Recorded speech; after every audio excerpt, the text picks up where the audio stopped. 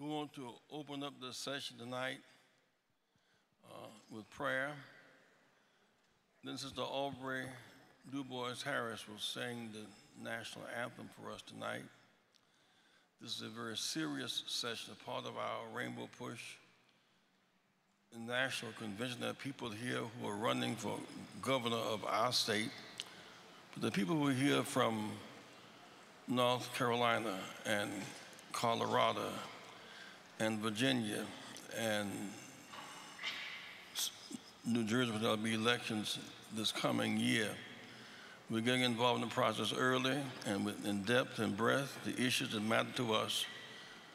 Too many people whose lives are affected by the process are detached from the process.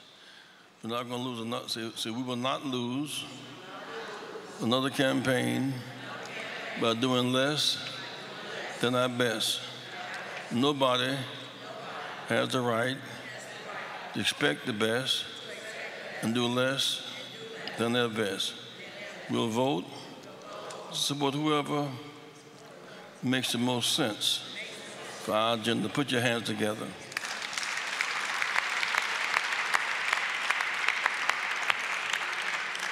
Let us pray, then we'll hear from Aubrey. Accept our petition, dear God. Allow us to engage in a democracy that is not corrupted by foreign interference. Allow us to be a part of a democracy that's not determined by voter nullification and violence and meanness. Give us the will to serve effectively, to help those, one and all, especially those whose backs are against the wall. We know you can if you will, because there is nothing too hard for you. Bless these candidates who dare put their record on the line and go to the people to make their case. This is what democracy at its best looks like. Amen. Aubrey.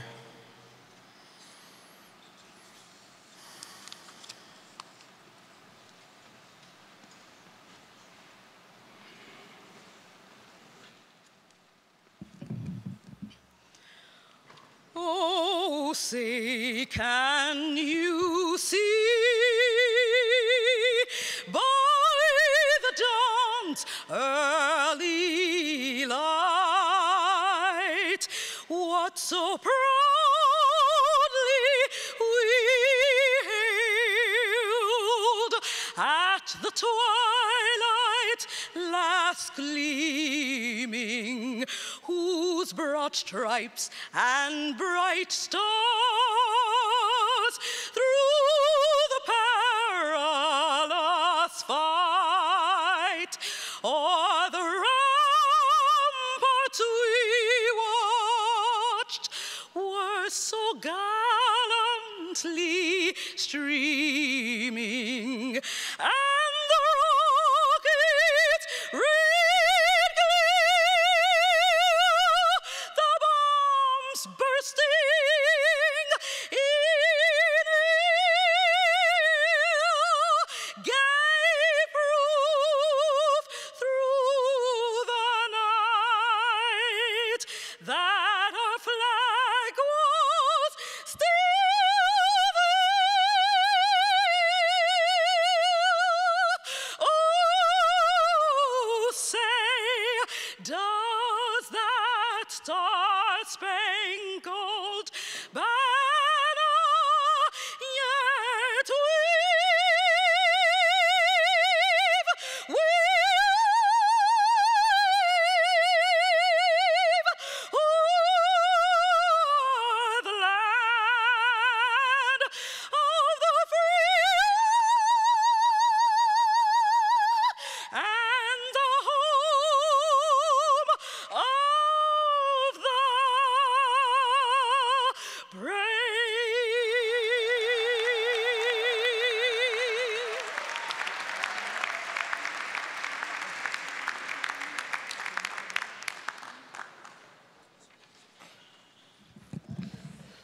Welcome to the Rainbow Push Forum.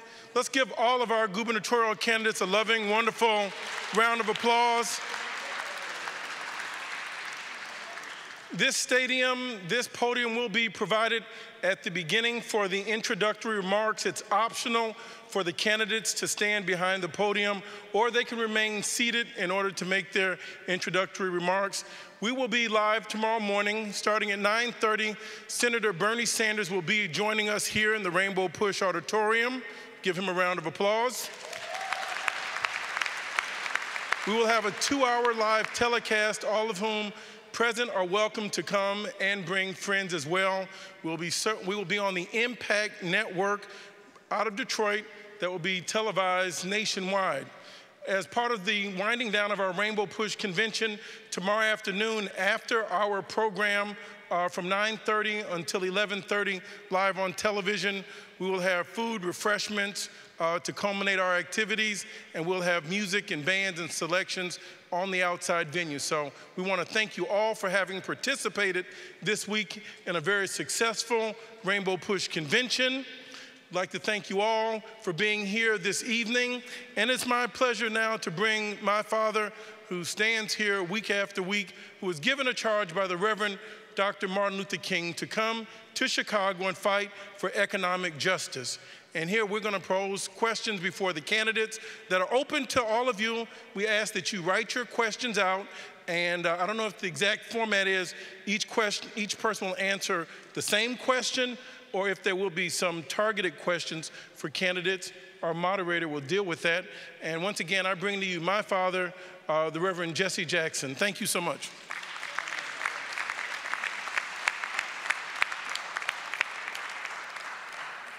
Tonight, because this is the first of many such fora, it must be effective and successful in its decorum.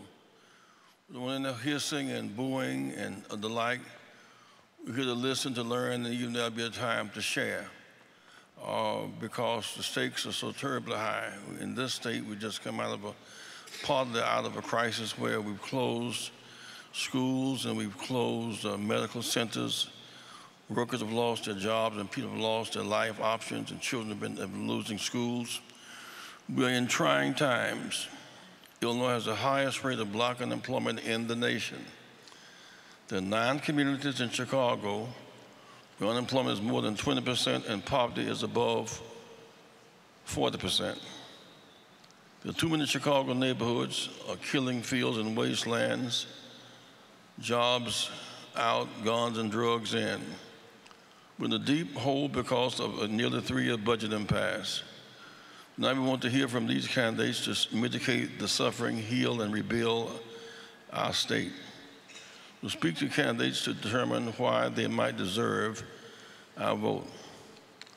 Tonight, Brandis Friedman is a correspondent for Chicago's Tonight on Chicago's PBS affiliate WTTW, Channel 11. Her reporting on education and criminal justice issues has appeared on PBS NewsHour. She's recently earned a Peter Lysiger Award, recognizing excellence in journalism from Chicago Headline Club. Before joining Chicago Tonight, Brandis worked as a reporter and anchor for BBM Radio 780, as a producer reporter for WJLA TV ABC in Washington, where she earned 3 regional Emmy Awards.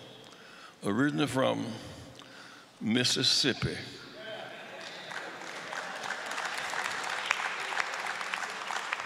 her work has taken her to numerous cities, including Kansas City, Missouri, Little Rock, Arkansas, and Wichita Falls, Texas.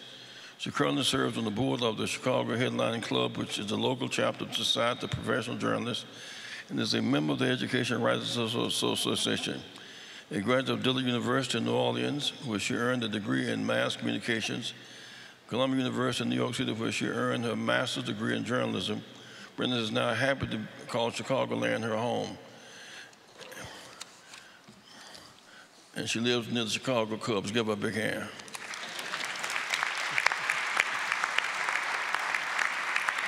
Thank you, Reverend Jackson. I'm going to skip the podium if that's okay with all of you. And I won't reiterate for you what you just heard from Reverend Jackson about a bit of a mess that Illinois finds itself in, and I don't mean just over the last couple of years. but before that. And in a March poll, I just learned this week, the Paul Simon Public Policy Institute at Southern Illinois University found that 84% of respondents think that Illinois is on the wrong track. 84%. There are 8 Democrats, and we'll get back to the fact that they are all men in a minute, but there are 8 of them that are running to receive the Democratic nomination for governor and hopefully go on to unseat or to replace Governor Rauner. And though the general election is a full 16 months away, so you've got lots of time to get ready, the field is crowded, so it's a good idea to go ahead and get started. I think this is the first time this many of you have met on stage in a forum like this, am I right? You guys don't remember doing something sooner? Close to it, okay, close enough. So luckily for you, a lot of them are here, and I think it's a good idea to start learning early who they are and what they stand for. Now shortly, we're gonna let, as Reverend said, we're gonna let each candidate make a brief opening statement. Then I'll ask a range of topics, questions on a range of topics. Obviously, all of you will have the opportunity to get in on the discussion as well. I think there are index cards somewhere in the building where you can jot down your questions, and they'll be passed up to me, and hopefully we can get to as many of them as possible. So again, I'm going to ask you to give our candidates a round of applause. Thank you for joining us this evening, gentlemen. And just because it's easier for your moderator, we're going to go in alphabetical order, just like school, starting with State Senator Daniel Biss.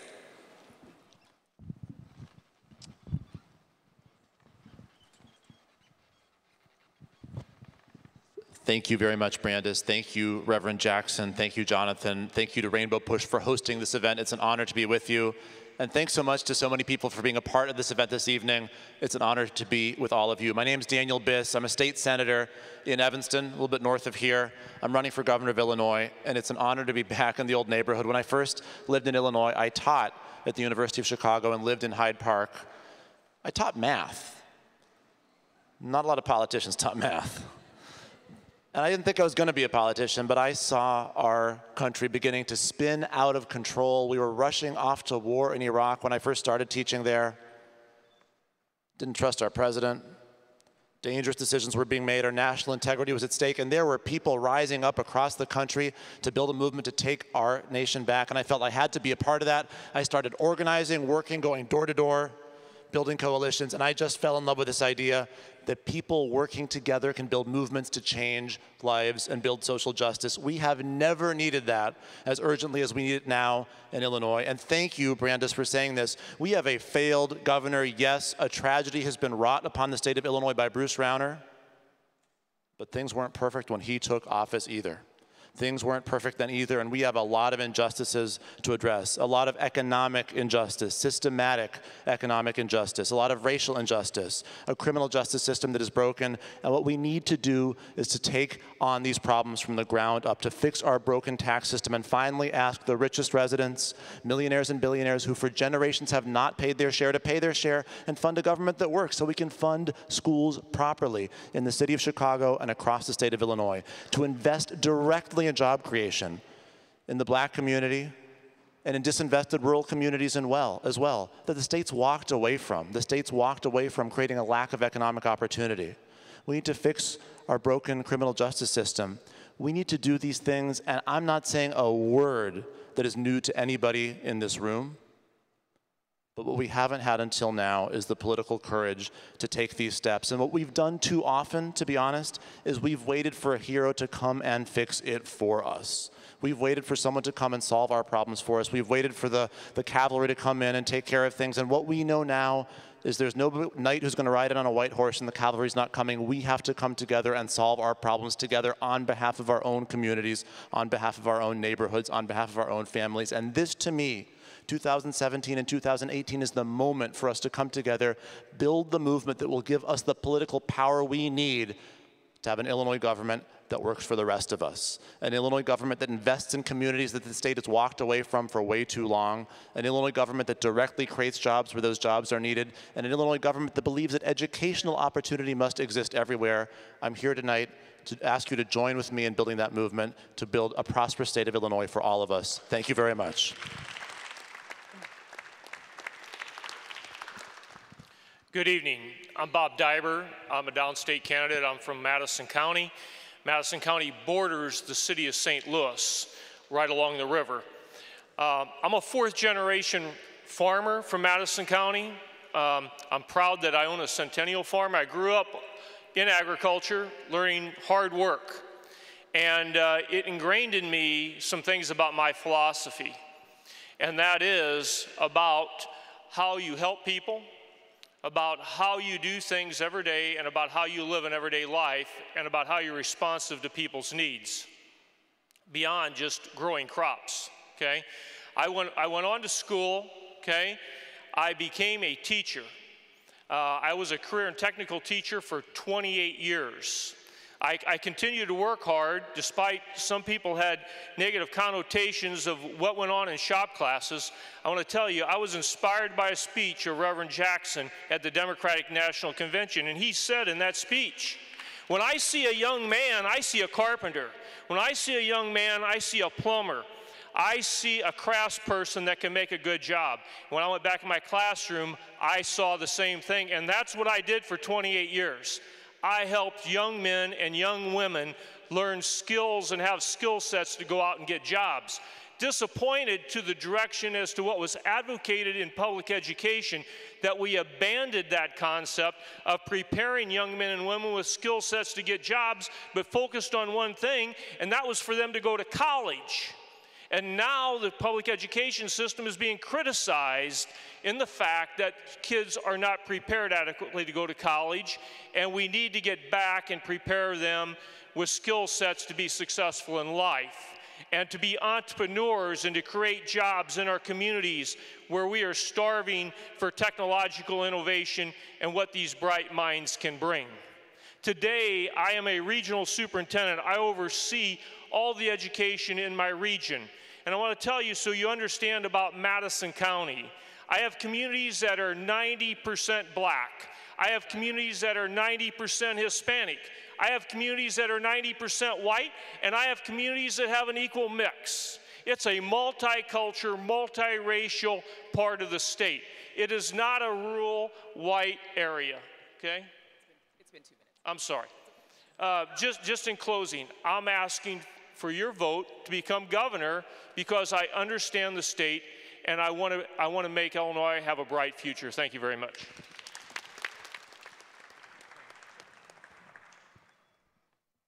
Good evening, everybody. My name is T.O. Hardiman, Democratic candidate for governor. This is not the first time I ran for governor. I ran for governor back in 2014, and we secured close to 30% of the state vote. We won 30 counties downstate, which adds up to 125,500 people voted for T.O. Hardiman for governor back in 2014, okay? I'm the only African-American candidate running for governor here in the state of Illinois right now. I have a 2020 plan which represents a perfect vision for the good people in the state of Illinois. Anybody but Rauner, you hear me? And I want to just say that. But I also want to thank Jesse Jackson, Sr., for allowing me to participate in this forum today. My plan includes everybody in the 4,920 cities and towns across Illinois and over 100 counties out here. I'm the only candidate that stood up against police brutality and excessive force. I'm the only candidate that has an economic plan that can take this state to a higher level. So my thing is, I'm running for governor nonstop all the way. I know enough people to get me elected. I know about 400,000 people in the state of Illinois. Just getting them to come out and vote, that's the main thing there, all right? But I'm a bona fide candidate. I hold a master's degree in inner city studies. I've traveled the entire state, traveled to the United States as well. I have a lot of good friends and associates from all levels of society. I want to make that clear. I just want my people to let go of the isms and the schisms and think about voting for a black man for governor. You hear me? Now check this out. My motto here in my campaign is from an old school legendary blues singer, Lattimore. Let's straighten it out. Give me a chance to straighten it out. All right.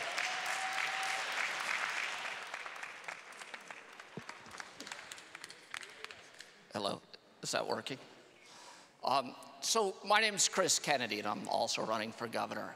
I just want to say I want to say to Reverend Jackson how great it is to be in here. Every time I come to Operation Push, I feel good. I feel good. For me, for millions of Americans, this is a holy place. It is a shrine to the civil rights movement. I feel as though I'm lucky to have you in my life, Reverend Jackson. Reverend Jackson's been close to my family. We've prayed together. We prayed together at Arlington Cemetery, in our nation's capital. We've gone on civil rights pilgrimages together in Selma, Alabama. We've fasted together, in Delano, California. The first political rally I ever went to was 30 years ago, right here in this room, and I sat in that second row. Harold Washington had just won the renomination as the Democratic candidate for mayor of the city of Chicago. Reverend Jackson stood at a podium over there and gave an incredible introduction. Then Mayor Washington, Harold, gave one of the great speeches he's ever given. The crowd went crazy, and it was an exciting time for me. It was exciting to be here in this room, but it was exciting to be in Chicago during those days. We were an example to the United States. We were an example to all of North America. We were an example to the world because we were on our way to become the first great majority-minority city in the world. But that's history. That's not part of our lives today. We're headed the opposite direction. We're not a growing city. We're shrinking, and as we get smaller, we get whiter. We're attacking diversity, the very thing that made us great, and we're attacking it every way we can. We're shuttering neighborhood schools. We're disinvesting in education. We have 30 separate high schools in Chicago alone where the average ACT score is a 14 or a 15. We're creating an educational underclass, and after we create it, we attack it with economic oppression, and we push those people out of our city. In the last year that's measurable, this city became smaller and it became whiter. And just as gentrification can be used as a strategy for a city, so too can it be used as a strategy for the state, just like our current leader of this city is using that strategy and pushing those people out of our city. So too is his friend and former business partner, the leader of our state, the libertarian madman, Bruce Rauner. He's pushing, yes, what's that? Oh, I'm sorry. I thought she just said, okay, well, I'm gonna finish up now. Did you miss the part about the libertarian madman? Anyways, we need to stop what he's doing to the poor, and we need to stop it together. Thank you.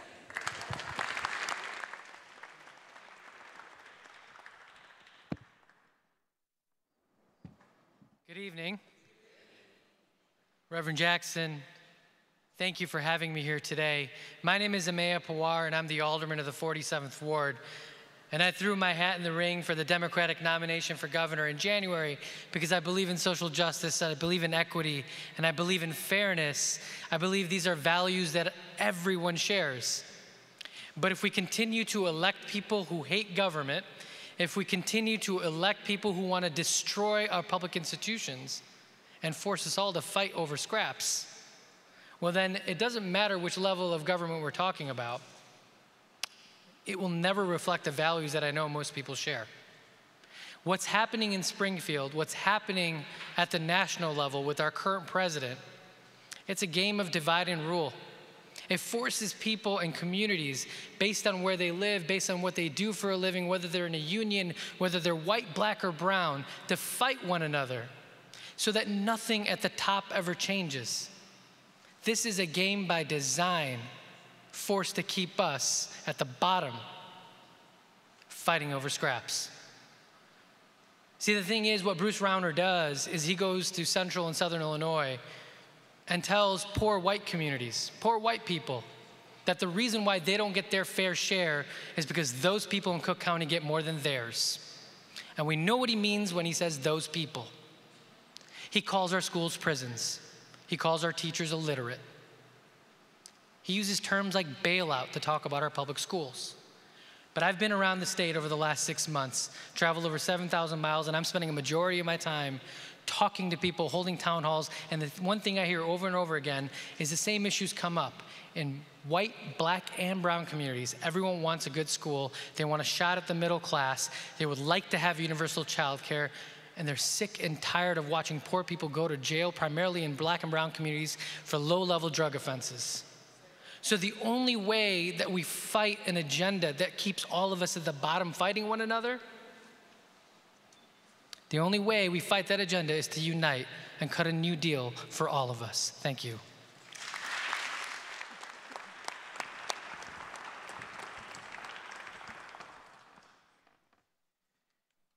Well, good evening.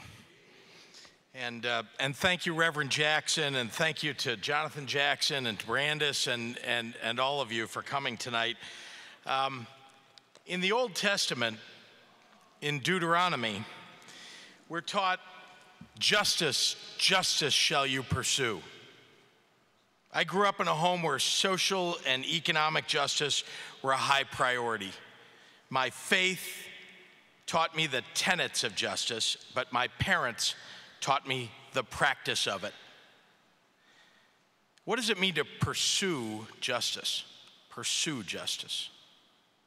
It means not waiting around for the right opportunity to come along, the right time and place, but instead, God says we should actively seek opportunities to practice justice.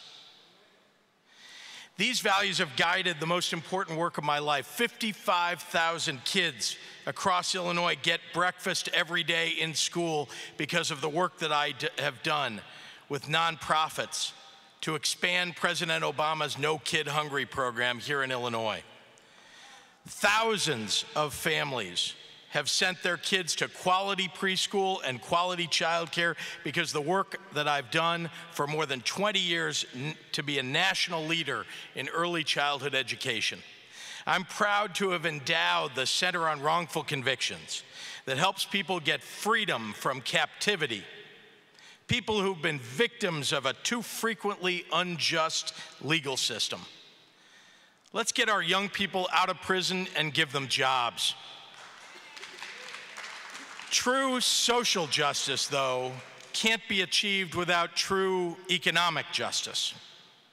It's time we brought not just jobs in the community, but real prosperity, real prosperity. Let's bring into our neighborhoods the capital needed to create businesses so entrepreneurial people can start and build a business. If you start a business here, you'll hire people here. You'll expand it here, and you'll keep the equity and the profits right here. Economic justice can't happen without quality education for all of Illinois. We need to make sure we increase, give me 1 minute, half a minute, sorry. All right, finally, let's stop the violence. Let's stop the senseless shootings. Let's hold people accountable when they violate the law. Justice, justice shall you pursue means rooting out the racism, the fear, and the intimidation in Black and brown communities across this state. And that experience is what informs me and my outrage around the senseless, unjust, and horrific acts like the murder of Laquan McDonald. Holding those who violated the rights of Laquan McDonald accountable is the only way to rebuild justice. Ladies and gentlemen, are you ready for the fight? I am too. That's why I'm running for governor. Thank you very much.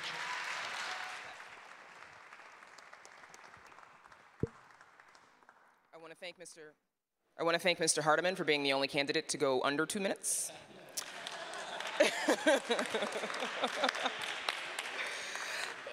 So this first question, I'm going to ask all of you to address this one. So I'm not necessarily going to time you, but we've got a lot of meaty stuff to get to, so please keep that in mind. The answer to this should not necessarily be long. And just so that all of you are kind of keeping up, there will be some questions that are directed to an individual candidate, and that's basically randomized. And then there are a number of questions that I will ask each of them to respond to as well.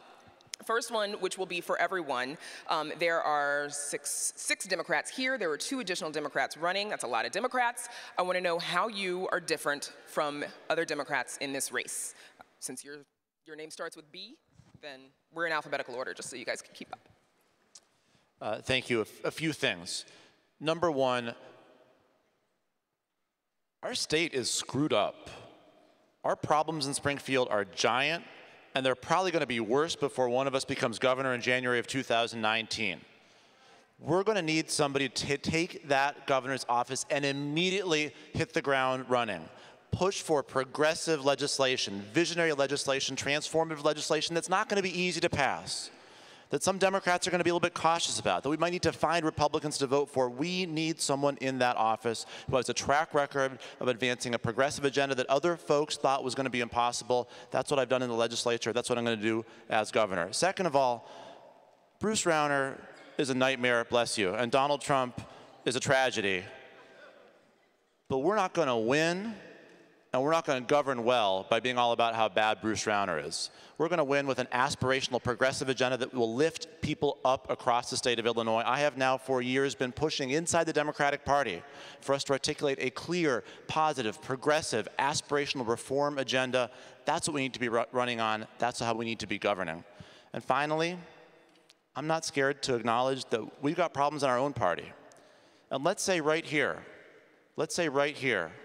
at Rainbow Push, the Democratic Party has taken the black community for granted. The Democratic Party has taken its base for granted, and the Democratic Party needs to reform itself.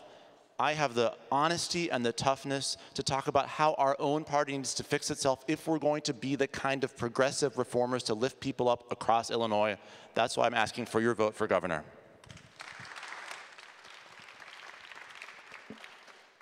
How am I different?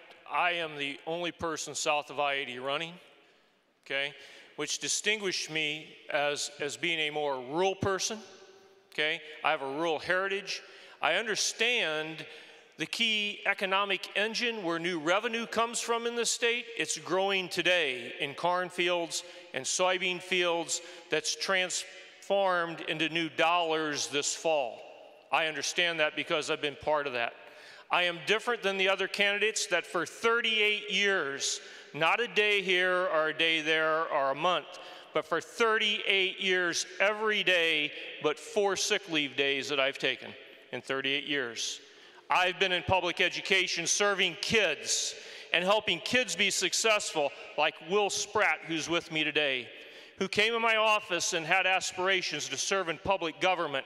And I said, if you want to learn how to be a government official, come across the counter and work with me.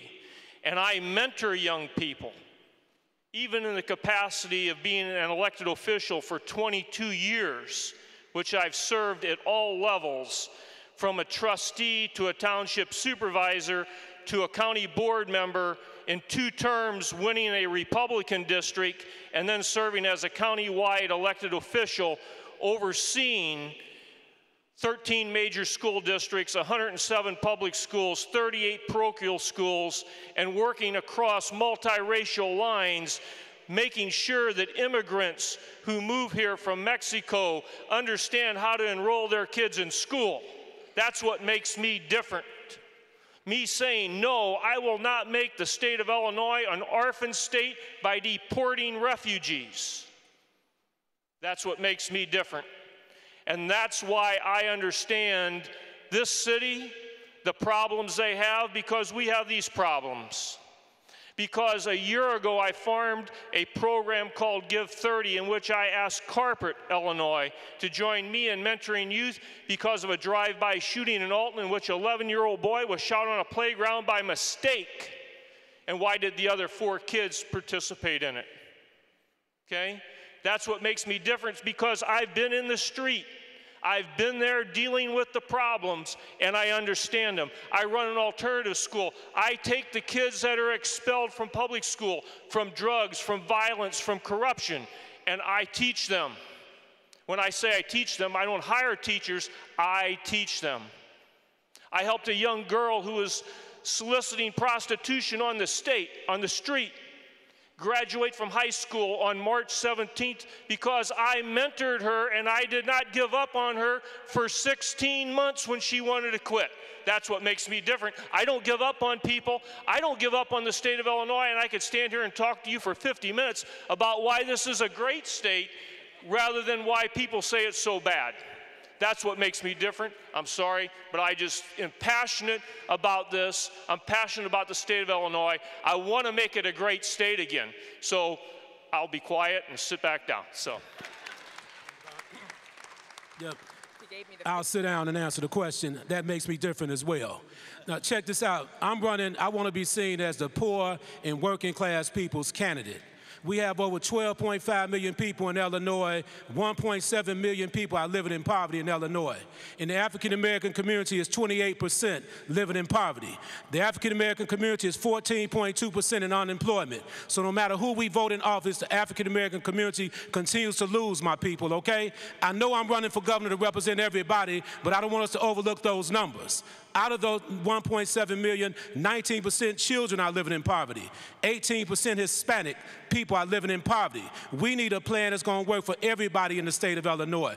I'm the only candidate up here. I rescued 12 women from a prostitution ring on the west side of Chicago about 8 years ago. I know how to reduce shootings and homicides in Chicago, so you will have a governor that's an expert in that particular field, okay? When he comes down to standing up against police brutality and excessive force, when Laquan McDonald was killed, is several leaders in the community that stood up for change in Chicago, and I was one of those leaders, okay? Sincerely, I mean that. So like I said before, my 2020 plan includes supporting a progressive tax in Illinois, which can bring in $2 billion and tax people according to their income status. Okay? And I'm also supporting House Bill 453 to impose a transaction tax on the Chicago Mercantile Exchange, Chicago Board of Options, Chicago Board of Trade, and that would bring in $3 billion in new revenue, and under a 4-year Hardeman administration, my people, you're talking about $20 billion in new revenue, and we can fund a whole lot of things in Illinois and have a surplus. Thank you.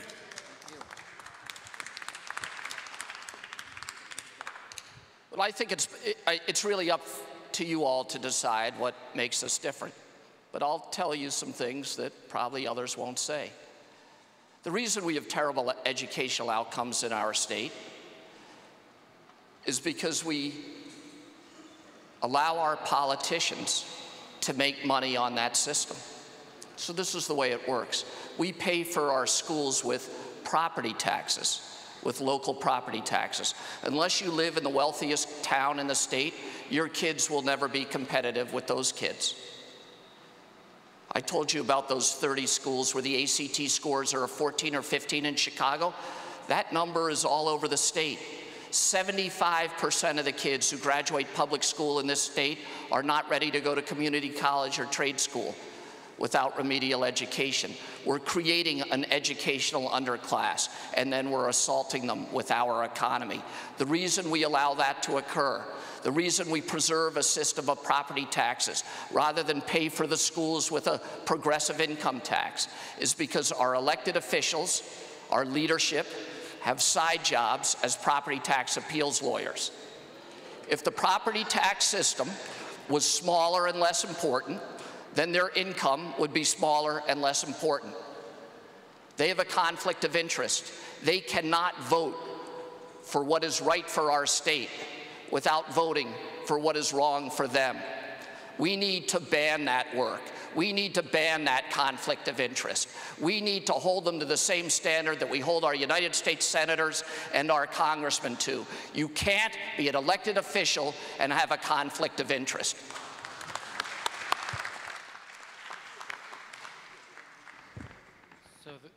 The question is, how am I different? So not everyone knows this, but I got myself into politics. I ran for office for alderman, and I knocked on every single door in my ward. I didn't have any money. No one endorsed me. No one helped me. I had 4 or 5 people with me from the beginning. But I ran for office the first time after I watched what happened during Hurricane Katrina. A lot of my work that I did in graduate school, where I went to the University of Chicago, I looked at the connection between disaster and poverty. And the reason why Hurricane Katrina changed my life is because I watched politicians and policymakers get on TV after one of the worst storms in this country's history and blame poor people for poverty. And one of the things that I've learned in my time, not only in graduate school, but also my time in office, in public life, is that oftentimes we write laws, we write public policy, thinking that some people deserve more than others. And then when we exact that type of policy and we leave people behind, nothing good ever gets done, and people, over time, there is a generational impact. At the end of the day, what's great about the field that we have on the Democratic side is ideologically we're all talking about lots of the same things, making sure wealthy people pay their fair share, making sure we have a more fair and just system, and restoring faith and confidence in our public institutions. But I think what I bring to the table is I'm the son of immigrants. I ran for office with nothing. When I filed, I had $800 to my name. My parents lived the American dream. They were able to send me to great public schools. I was able to go to some of the best universities, all on student loans, but I was able to do it. My dad grew up in India with no running water or electricity. He lived off of rations. I was born here, and I had the opportunity to realize the American dream because of his hard work. But that dream is at risk. And so what I bring to the table is my set of experiences, what I saw after Katrina, and my commitment to social justice and the issues that I've worked on in City Council, like raising the minimum wage, guaranteeing paid sick leave, making sure that we combat wage theft. That is the experience I bring to the table, and I hope that you'll see that. Thank you. Thank you. Look, you're going to have to make a decision between all of these candidates, and there are two more, I think, that aren't here tonight. And fundamentally, we're all Democrats, and you'll find that every single person up here is in favor of a progressive income tax. Every single person up here is in favor of raising the minimum wage to $15. Most of us are in favor of legalizing marijuana and taxing it. Most of us are in favor of criminal justice reform.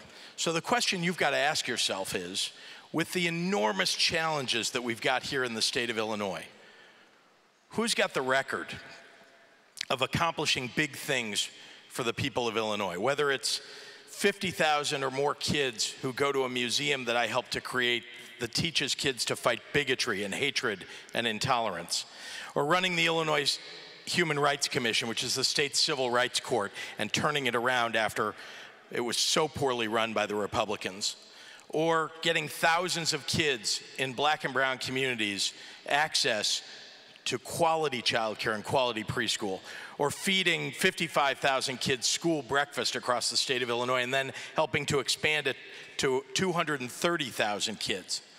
Those are big things. We've got to think big in this state. We've got to get an awful lot done. And I'd set myself apart not only by saying I've thought big and gotten big things done, but you'll recognize it because I'm the biggest guy here on stage.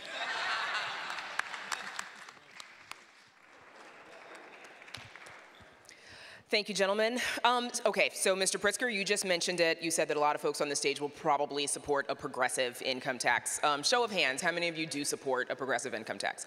Awesome, that is everyone. So, so you guys have that established. So then my question is, I need you guys to articulate for me what that looks like. What kind of graduated rates are you proposing? And because you've been so patient, because you've been last all the time, I'm gonna let you go first, Mr. Pritzker, and we'll come back this way. Sure. So, sorry, is this working? I think so. Try, there's one on your left there's one on your left as well. Is this one working? Nothing's I think it takes a second to click on. All right, there we go. Thank you. I thought they turned my mic off. First of all, to get a progressive income tax passed, as you all know, takes an awful lot. We've got to elect, frankly, more progressives to the legislature to get that done. I think anybody that's been in favor of a progressive income tax knows there aren't enough votes there today. That's why we've got to run a campaign that'll elect people who will vote for a progressive income tax when the new governor comes in. It takes 2 years to get this accomplished because we've got to pass not only its supermajorities in both the House and the Senate and get the governor to sign it, but also we've got to have a referendum to make sure that we get this constitutional amendment put in place.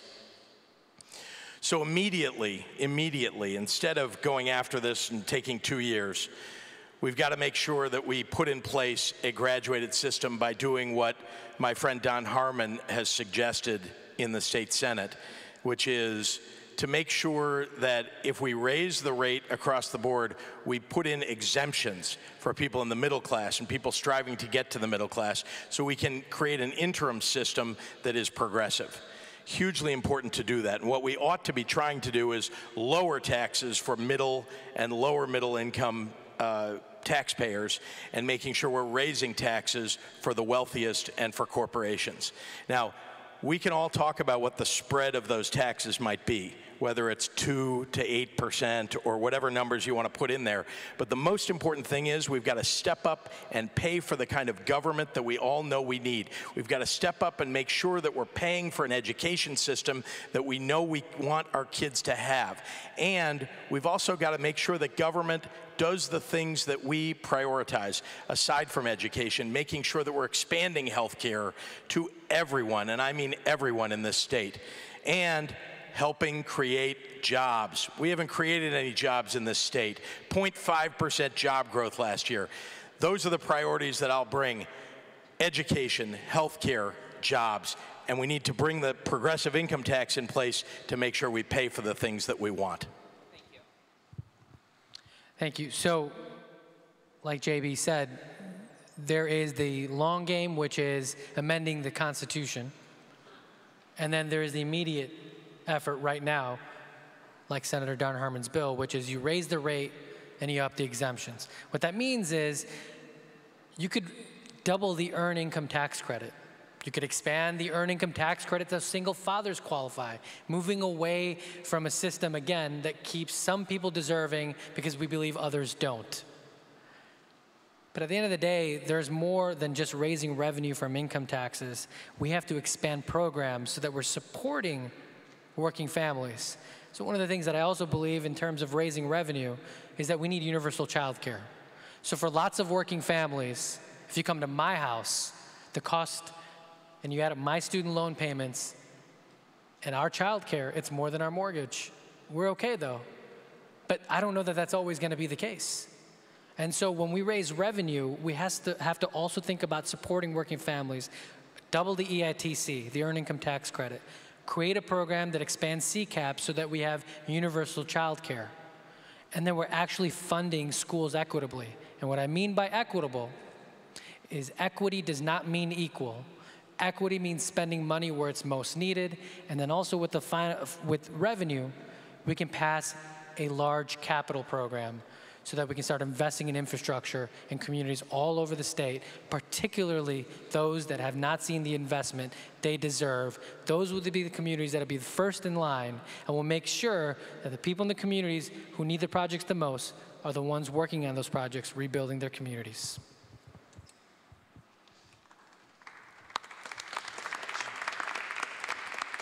So I'd say this: you're never going to get a progressive income tax until you ban that conflict of interest. We have a veto-proof majority in the House for Democrats and a veto-proof majority in the Senate for Democrats, and we haven't raised the income tax.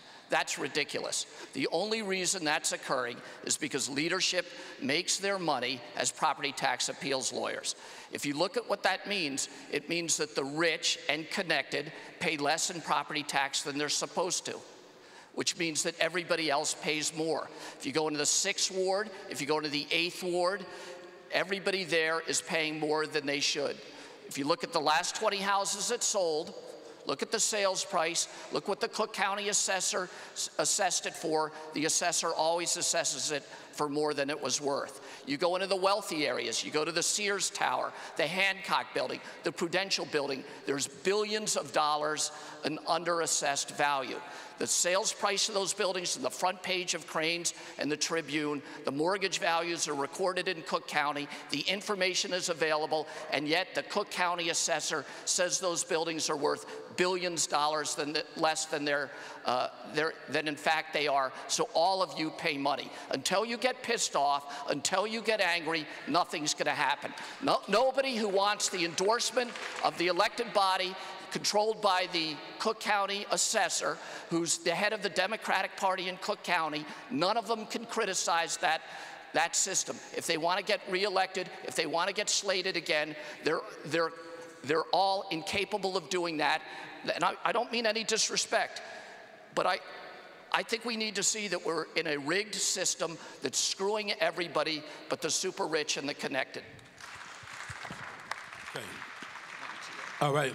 As far as the, yeah. Second, Mr. Hardiman. And as a reminder, reminder, can you guys hear me? As a reminder, the question is, what kind of graduated rates would you approve? Right. And if you don't have that, I would like to hear what other taxing or revenue options you've got.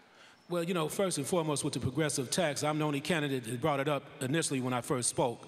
The reality is that the rich people have been getting away far too long in Illinois without paying their fair share of taxes. So once we raise the taxes up to 2%, on a gradual rate to 8%, looking at everybody's income status, that's what I would be in favor of. I want to make that clear. People telling me to stand up, some of my staff out there telling me to stand up. I feel like an entertainer now.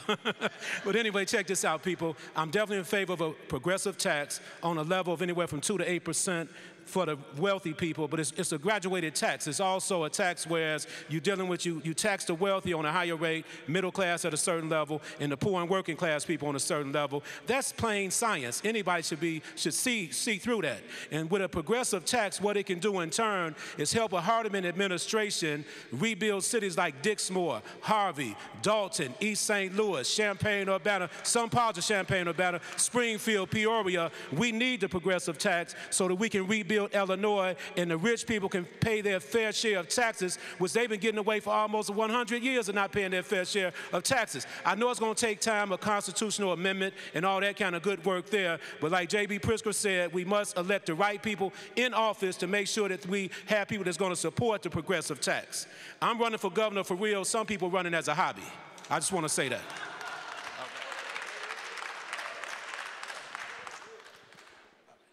I have went on record in support of the graduated income tax, and I had laid out a scale months ago that I believe a scale needs to be between 1 and 6%, and I believe in something very important.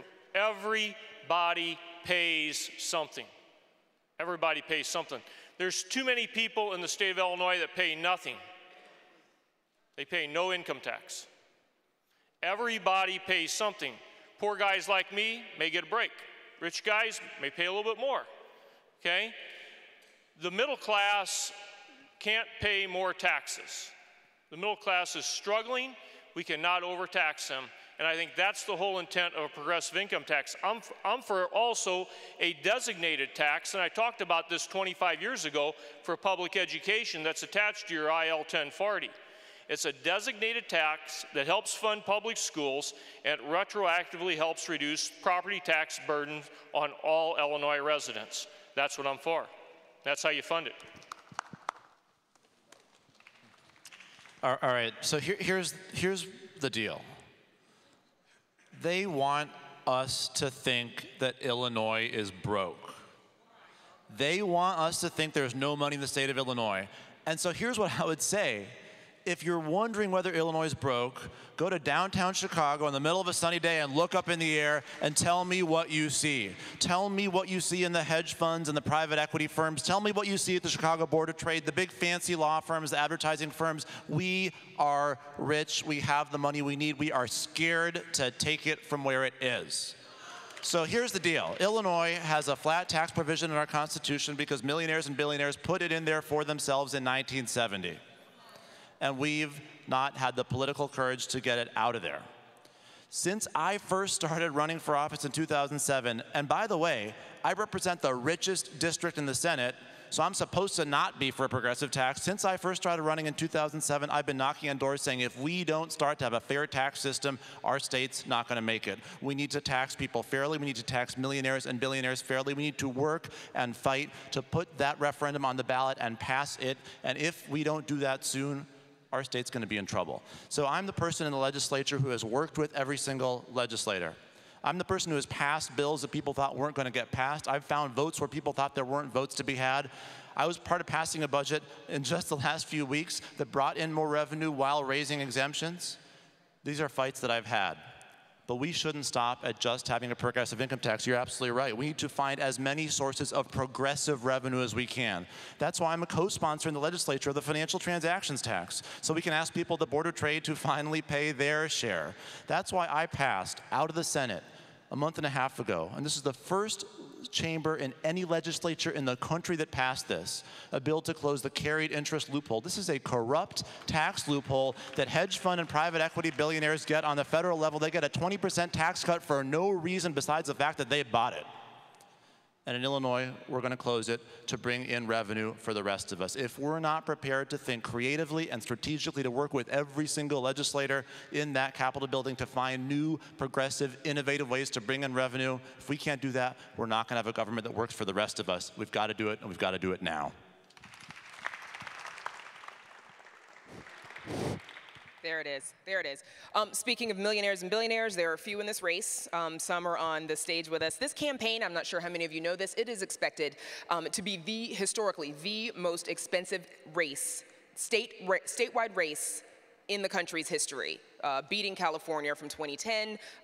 We're on pace, according to the brains at Politico, to spend up to $300 million on the governor's race alone. So this question is just for two of you. I'll let you guys guess which two it is.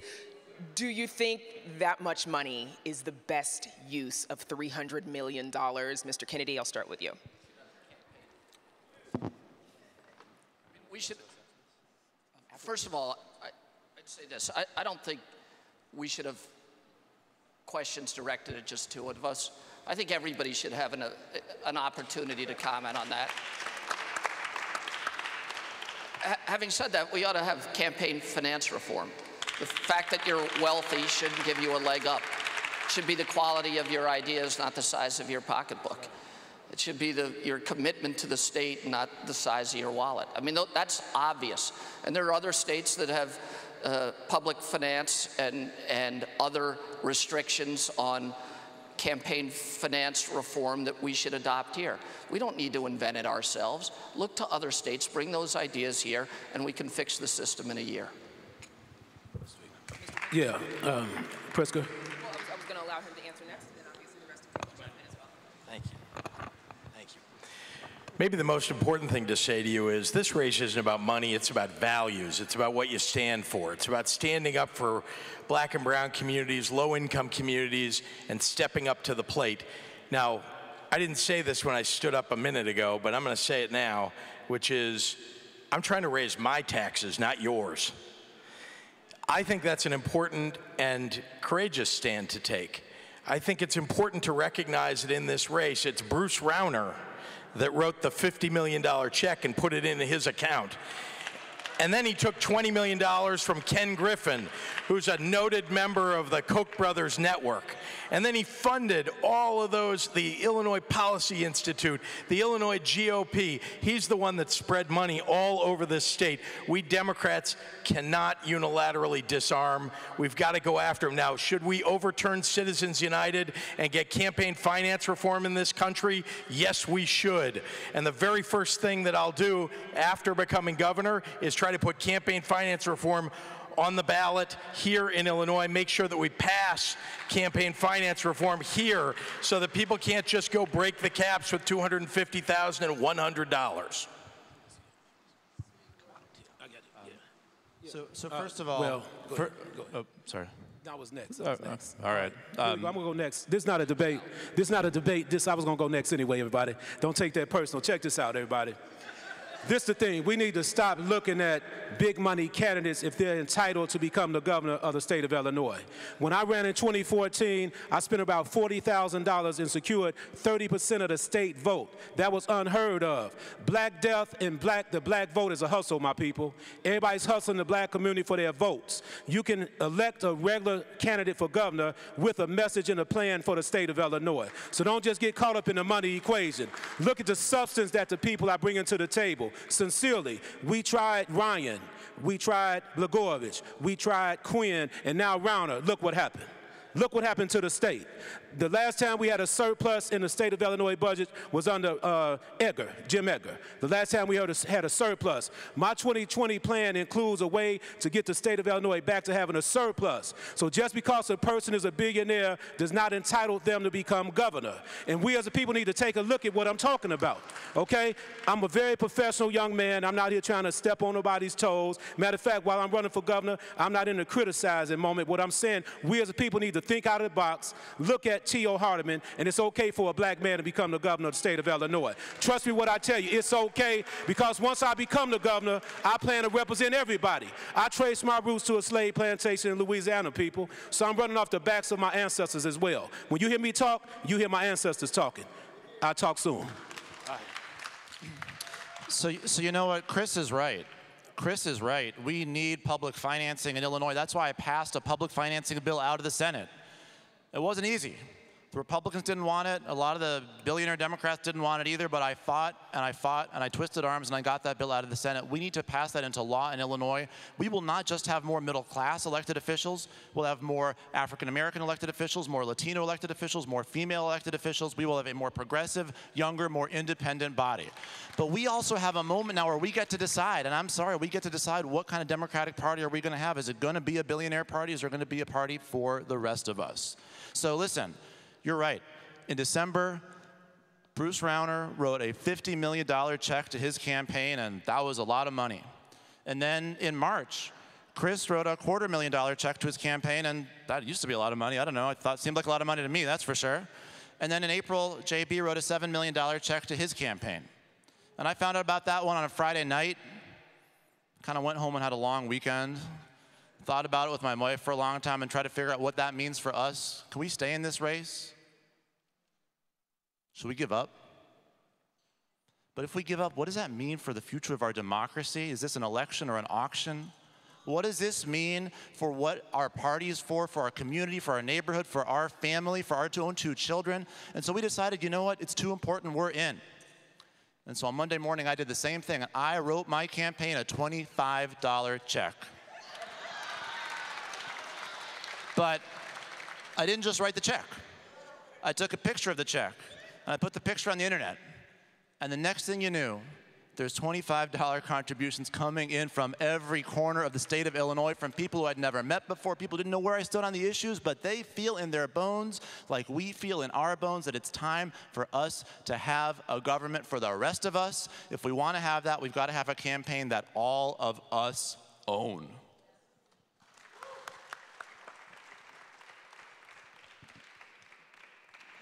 Thing that we have to finally acknowledge is that government should not be run like a business. Government, they have different ends. Business seeks out profit no matter what the cost. Government has to serve everybody equal, not mean equal. So what's happened, and I'll tell you from my own personal experience, when I ran for office the first time, people in Chicago, the insiders, they laughed at me. They said, no one knows you. You're an Indian guy running in a majority white ward. You're not going to win. So I ran and knocked on every single door. I said, well, you're not going to be able to get anything done because no one knows you and you don't know where anything is. Then I passed a dozen pieces of legislation, most of it on social and reforming government. Now that I'm running for governor, so at what point does our experience in government matter?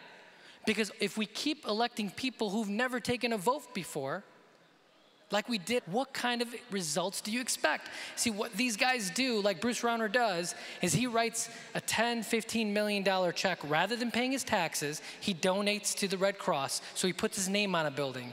Ken Griffin writes the city $12 million so we can get a bike lane. My response to that is just pay your taxes so that we, the people, can decide what to do with that money. So if we continue to elect people, not on the basis of their experience or even the votes that they've taken, mistakes and successes, and we simply elect people who've never taken votes because they say they're the biggest outsider, well, this democracy is going to keep failing.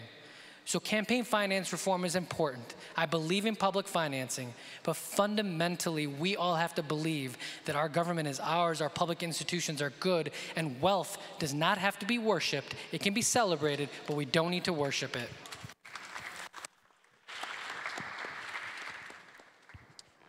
I support campaign finance reform, and I want to tell you about a candidate that did. It was the other guy that ran downstate 20 years ago. His name was Glenn Bouchard, and he got beat. And when I ran, someone said, what's the difference between you and Glenn Bouchard? And Glenn Bouchard wouldn't take a contribution over $500. I'll take one for anything you want to write. So if you want to get your checkbooks out, now I want to tell you, I didn't deposit $250,000 or $7 million, and no one helped me raise another $1 million. I did write one check for $20,000. I wrote another check the other day for $10,000, and that's my money. Okay, that's hard-earned money. That's money that Bob Diber is putting into this race. And I want to tell you something. I think that candidates that want to serve and be governor need to be people who understand about investing not just their money, but their hard work into this race, because I'm going to compliment people in the state of Illinois. They're not going to be fooled this time. They are not going to be fooled. I tweeted this after the IPO banquet the other night. I said, these are smart voters. They will not be fooled, okay? If money made good governors, Bruce Rauner would be golden. Okay. Thank you, everybody. Let's move on to education. And again, we might have to tighten up a little bit because we are running low on time. I'd like to get the audience involved as well, so listen out for me. How would you shift the majority of education funding onto the state as required by law? You may go first. So let's start here. Our state has the worst system of school funding in the union, the most unfair, the most unjust, the most property tax reliant. The state does the least to help, the most inequity between rich and poor, between white and black. It's not right, it's not necessary, it's a choice. And what we've been doing, not just for a couple years, but for decades, is talking about it. And then we have another conversation, and then when that conversation's done, we create another blue ribbon commission and a couple more panels. Here's what we need to do. We need to notice that all those commissions said the same thing. Here's what they said. Change our tax code so we can tax the rich fairly. Get the money where it's gone. For the last 2 generations in our economy, most of the money's gone to the top. Take it from there, use that money to put in the state bank account. Use that money to fund schools adequately. When you shift that burden away from the local property taxes to the state budget, you have the ability to finally have an equitable school funding formula, but the only way to afford that is with tax reform. That's why I keep coming back to this progressive tax question. And people get annoyed. Daniel, enough with the progressive tax. You are making us crazy. If we want to afford the things that we need, an equitable school funding system, proper investment in community college universities, universal child care and early childhood education, universal health care, social services. The way to do that starts with reforming our tax system, finally asking millionaires and billionaires to pay their share, which they have not done for generations, and use that money to fund a government that works for the rest of us.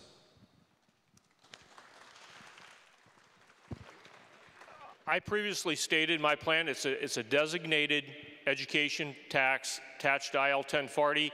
It is a for sure system that brings more money to kids in CPS as well as where I'm from and downstate.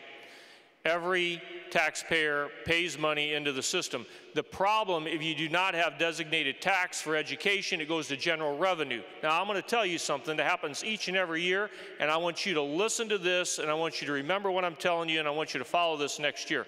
The last thing funded in the budget is what? Tell me. Education. The last thing funded always is education. It's what's left over. It should be first. It should be a priority budget. If it is this important that we debate on it all the time, why is it not funded first? And that's why you've got to have a designated fund. Okay, as your governor, I would definitely support House Bill 453 imposing the business transaction tax, and with that new revenue, we would allot a big portion of that revenue to go for funding the schools, to put the entire burden on the state. So therefore, all the teachers, all the students, early childhood programs, after school programs will be tied into the business transaction tax. I want to make that clear. You can look it up, House Bill 453, and I believe State Rep. Mary Flowers helped sponsor that. Am I right? That's right. Let's give her a hand for sponsoring that bill. Okay, so I have a real simple answer for that question, Brandis, because that's where the funds will come from in the state budget to make sure we take care of all the schools statewide, okay? Say this, I think we need to start with the truth, and the truth is this. All of us in the United States are proud of the rising graduation rates among high schoolers. We all like that. We all like that it's going up. But what we probably don't know is about 10 or 15 years ago, the federal government started including GEDs in those graduation rates that they report. So the actual high school graduation rate in the United States peaked in the 1970s and has declined 5 percentage points ever since. That's the truth. They don't want you to know about that, and they don't want you to know that Well, in Chicago, 87% of the kids who graduate high school are not ready to go on to community college or trade school. The promise of this country, the notion that they can make it, of upward economic mobility, the idea of a middle-class life, that's not going to be part of their lives. The idea of the American dream, which has not been available to every American at all times, will never be available to them if they don't have education. The American dream, that idea of making it, that promise, that should be a civil right, because it's the right that keeps us civil. If you can't make it here, why would you be civil? If I couldn't make it here, I wouldn't be. The American dream should be a civil right. If we don't take the dirty money out of politics, we're never going to have a good outcome. You need to get the dirty money out of politics, you'll get the dirty politics out of government.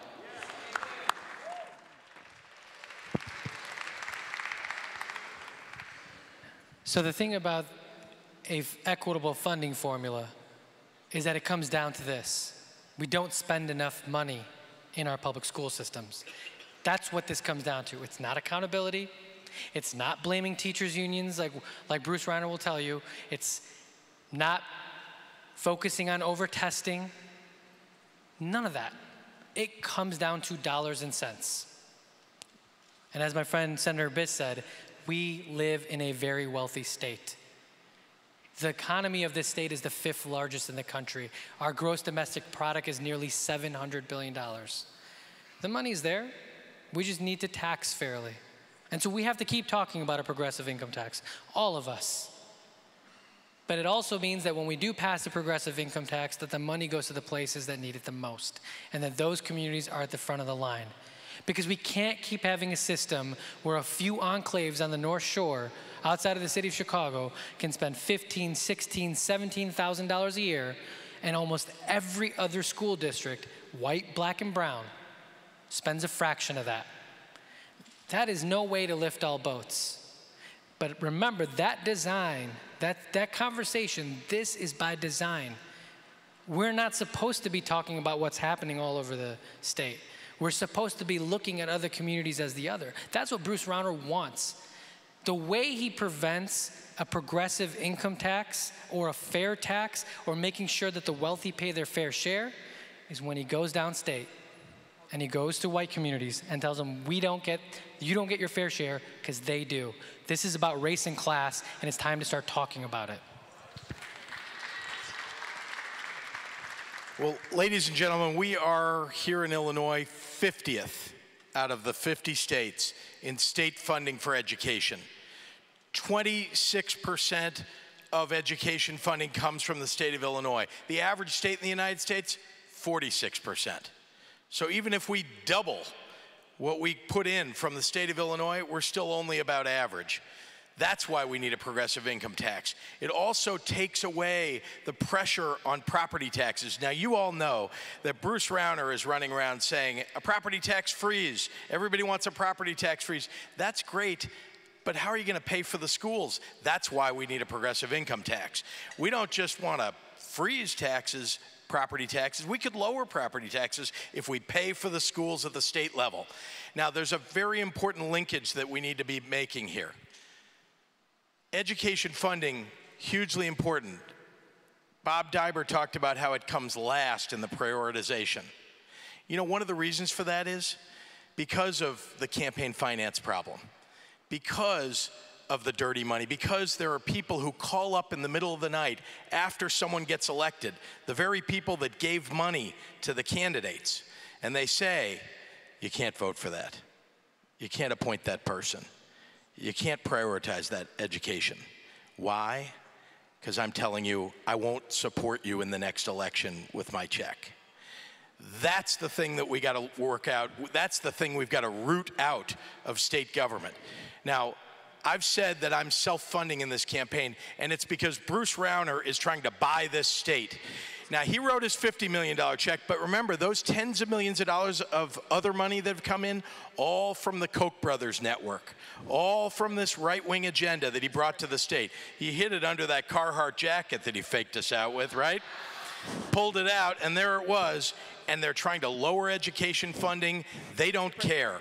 They want to take away jobs. They want to lower wages in this state. They don't want, like I do, vocational training in high schools. They don't want, like I do, to bring back our community colleges and our universities. They've cut our universities by 60% in this state. It's wrong. It's just wrong. Thank you. Thank you. Okay, so I'm going to need either a one-word or a one-sentence answer for this next one, because it should be easy enough just to get your position on this so that we can move on to some other topics. Illinois currently doesn't have a voucher program, but given Secretary of Education Betsy DeVos's support and push for voucher programs, yes or no, and or just one sentence, would you support a school voucher program in Illinois? I'm going to ask Mr. Pritzker to start, and then we're going to come back this way. Thank you. One word or one sentence? Sorry, this is working now. I'm opposed to a voucher program. I'm opposed to vouchers in this state. We've got to stand up for public education. And remember, Bruce Rauner is best buddies with Betsy DeVos. That's one big reason we've got to defeat him. Thank you. Never. Well said. Yeah, I oppose the voucher program. I oppose the voucher program as well. No. I've been fighting that my whole life in politics. I'll fight that until the day I die. Good job. Same format, charter schools. Do you believe that charter schools provide parents with a better option, or do they draw resources from neighborhood schools? Mr. Biss, Senator Biss. Well, they certainly draw resources from neighborhood schools, which is why right now we need a moratorium on charter schools. When schools are being closed, public schools and neighborhood schools, we should not be drawing another dime out of the public school system. Mr. Diver. Charter schools definitely draw money from our public schools, and we should have one goal, and that is to build quality public schools for all people. If you look at the data, when it comes down to charter schools, a lot of the public schools are doing just as good as the charter schools. I mean, really, look at the data. You can check it out, double check it. If I'm wrong, call me and let me know, but I know I'm right. As your leader, I have to be right, okay? So the thing is, check out the data on charter school versus public schools, and you see they're pretty much even right now as far as academic excellence. Seriously, check out the numbers. All right? Oh, this is good. I'd fix the ones we have before we get any more, I'll tell you that. Fund the seats that we have, stop closing schools, get rid of the Charter Schools Commission, and stop privatizing public education.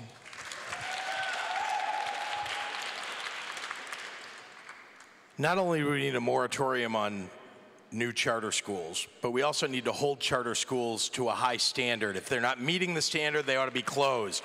And furthermore, we ought to allow unions in private charter schools. Thank you. Again, a show of hands, how many of you support raising the state's minimum wage? State's minimum wage. That's everybody. Give me a range. Let's start with you, Senator Biss. I was a proud co-sponsor of the bill on Governor Rauner's desk today to raise the wage to $15 an hour. And by the way, when the communities in my own district tried to pull out of the Cook County minimum wage ordinance, I stood at the Village Hall and fought tooth and nail to make sure that they allowed our wages to raise in suburban Cook County so that we could have workers have something closer, at least, to a living wage. I support raising the minimum wage from a scale from $10 to $15 an hour. Yeah, I'm one of the only candidates. Can you all hear me pretty good now? All right. Okay, let me see the mic. Try blowing into it first. That wakes it up. Yeah, I'm one of the only candidates up here that's been standing up for $15 an hour for many, many years. I've been on the front line when we protest against McDonald's out in Oak Brook, downtown Chicago. So I support a $15 minimum wage overnight if we can make it happen. Thank you. I just want to thank you for giving me the broken mic. I'm going to give you a Appreciate you. That'll work.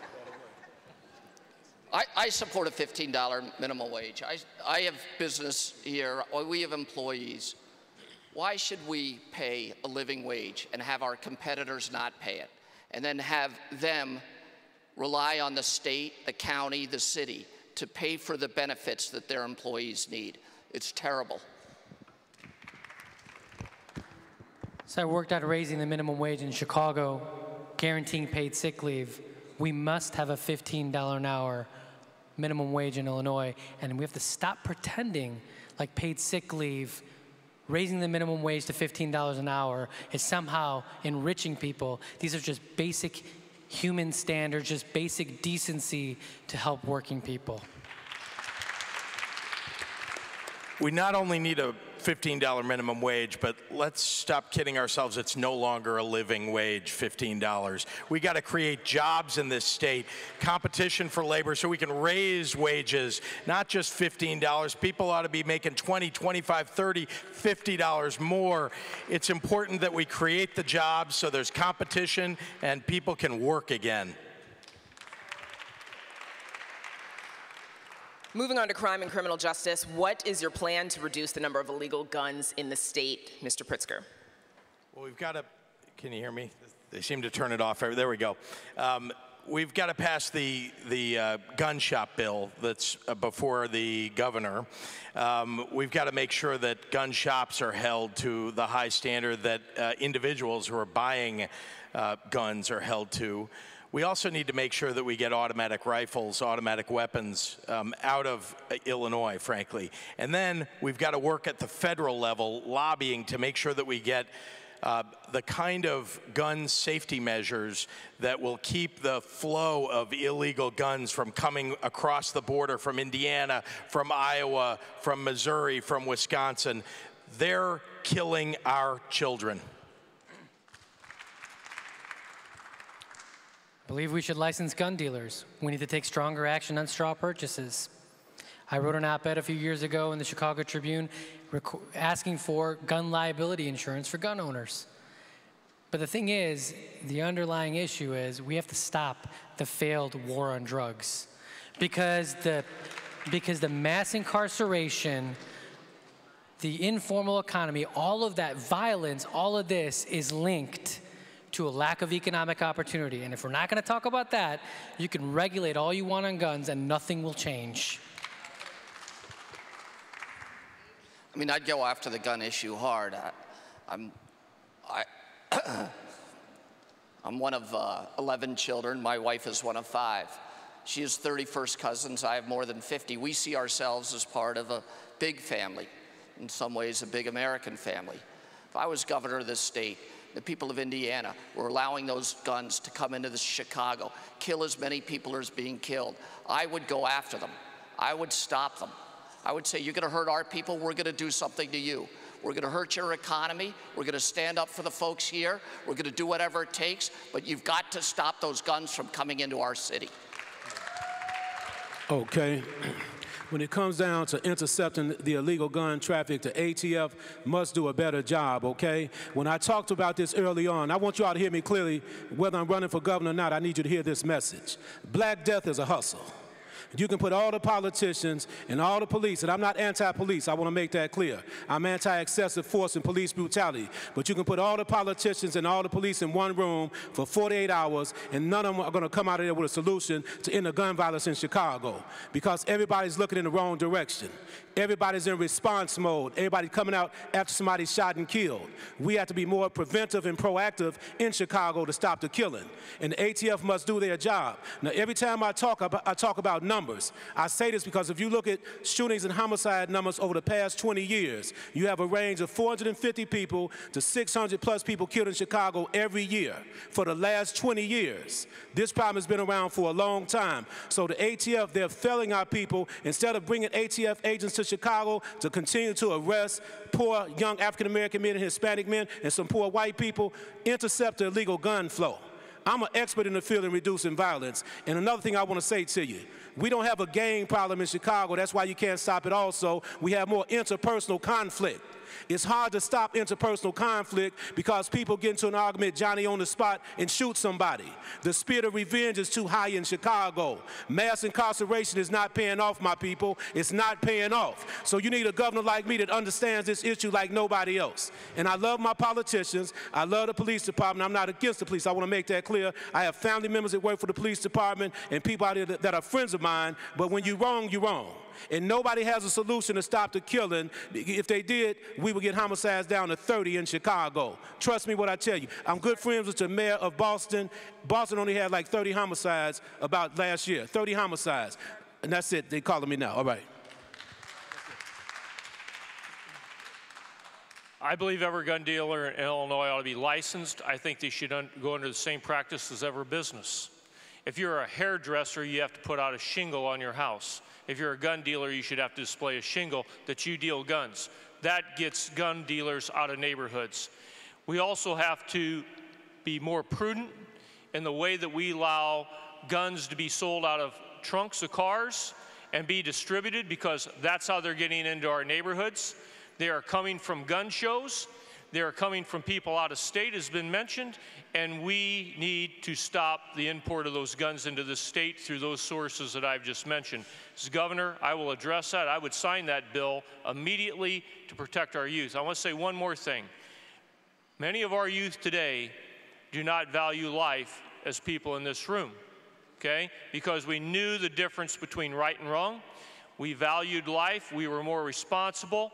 And today, disputes are settled rather than maybe throwing a punch by pulling the trigger. So we need to reinstate in our youth the value of life and making that critical decision of whether or not you pull that trigger.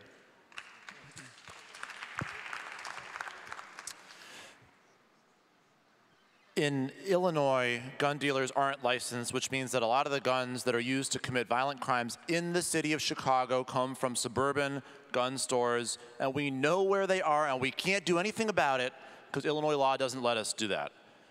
The Illinois Senate passed, and I fought hard to pass, after a 15-year battle, a gun dealer licensing bill to solve that problem. It has not passed the House yet. We need to work hard, call your state representatives, make sure we get that bill passed out of the House. We can do it. It will save lives. But that's not all we have to do. We have to view this as a failure of economic justice.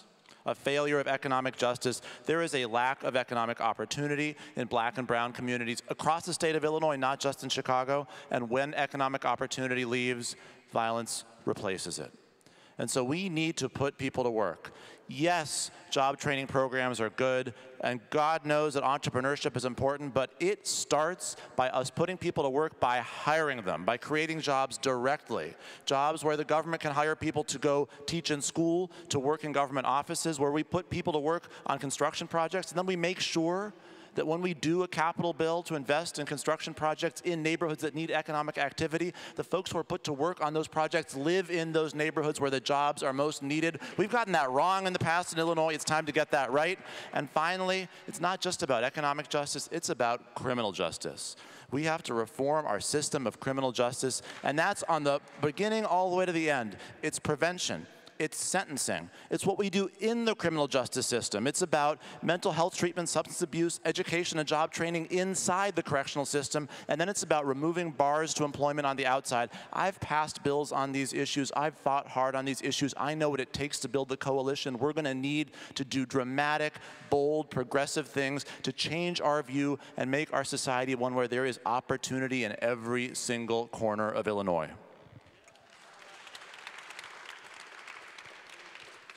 So I've received a few questions from the audience, and we've got time for one, hopefully two of them, before we all go home and have a lot to chew on. This question: violence in Chicago is now I'm not sure what this word is, I'm just going to say important topic.